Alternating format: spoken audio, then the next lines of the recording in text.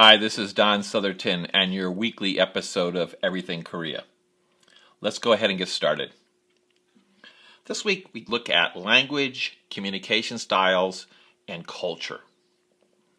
In my work, I see individuals and companies that are very proactive and stay on top of their Korea-facing business.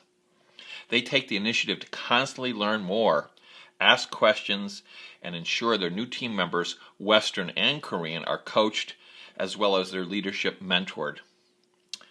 Others, in contrast, are more reactive, and in some situations in denial or with some degree of withholding from leadership. As in the case, and a less successful approach being the hope that things will resolve themselves or not escalate, although most often not until action is taken. I'm engaged to support the latter, but as an advisor, prefer the proactive model. As an example, recently a colleague who I see as very proactive and open shared a question. My understanding of the inquiry was that although English was the common business language used in their Korean business meetings and reports, gaps in understanding were still an issue, leading to some frustration among the teams. Pondering the question, in my own experience with language acquisition, reading, writing, and even speaking come faster than the listening skills. But I'd add that comprehending the subtle meanings of what one hears within a context is always the most challenging. That said, and acknowledging the importance of high language skills in a common language, the root causes and misunderstandings can be communication styles, processes, expectations, norms, as well as cultural traits. This week I'll look at two: communication styles and related cultural traits. As a reference, in his classic When Cultures Collide, Leading Across Cultures, British linguist Richard D. Lewis illustrated how different cultures communicate.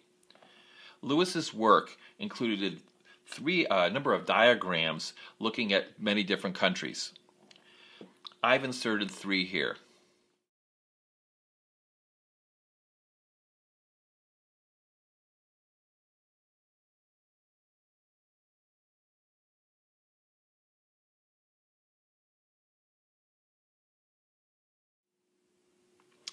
As you can see, they share German, American, and Korean perspectives.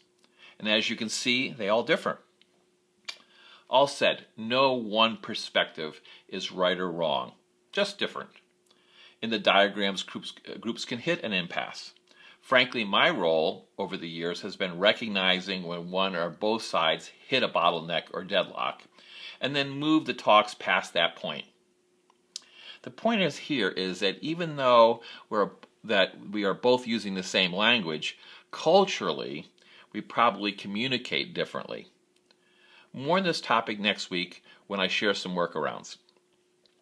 As I mentioned, my role over the years has been a trusted advisor and has been to recognize issues and then move misunderstandings past that point with solutions.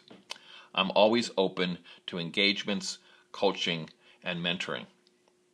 Until next time, this is Don Southerton, wishing you all the best.